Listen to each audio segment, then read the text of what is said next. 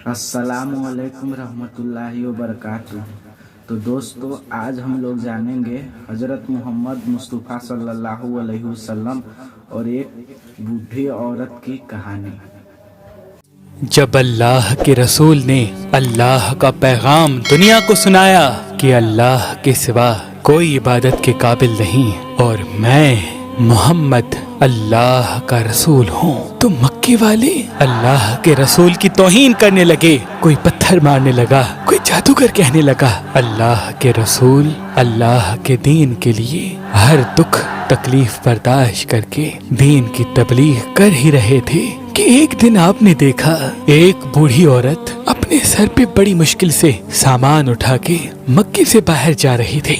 आप सल्लल्लाहु अलैहि वसल्लम उस बूढ़ी औरत के करीब गए और फरमाने लगे, ऐ औरत, ये सामान तो बहुत भारी है और तुम बूढ़ी हो चुकी हो। अगर तुम्हें एतराज ना हो तो तुम्हारा सामान उठा के तुम्हारी मंजिल तक पहुंचाऊं। वो बूढ़ी औरत मुस्कुरा के कहने लगी, ऐ नौजवान, इससे बेहतर और क्या होगा। अल्लाह के रसूल उस बूढ़ी का सामान अपने कंधों पे लिए उसके साथ चल ही रहे थे कि इतने में वो औरत कहने लगी, ऐ नौजवान, मैं तुम्हें भी कहूंगी ये शहर छोड़कर चले जाओ, क्योंकि यहाँ कोई जादूगर आया है जिसका नाम मोहम्मद है। वो अपने आप को नबी कहलवाता है और हमारे खुदाओं को झूठा कहता है। उसके लफ्जों में इतना जादू है, जो उसकी बात सुनता है वो उस पे ईमान ले आता है। ऐ शख्स, मैंने पूरी जिंदगी अपने बुतों की इबादत की है। मैं नहीं चाहती कि इस जिंदगी के आखिरी वक्त में अपने खुदाओं से गाफिल होकर उस जादूगर की बातों में आ जाऊं। पूरा रास्ता वो औरत अल्लाह के रसूल की तौहीन करती रही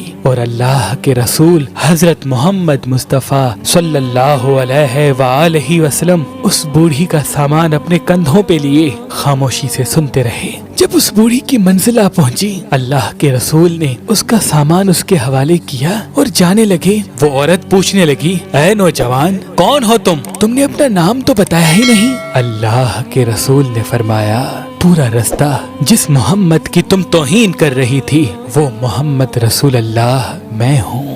उस बूढ़ी ने जैसे ही आपके चेहरे का नूर और अखलाक को देखा, वो कदमों पे गिर गई और रो के कहने लगी, मैंने अपनी पूरी जिंदगी में आप जैसा शरीफ और नेक इंसान नहीं देखा।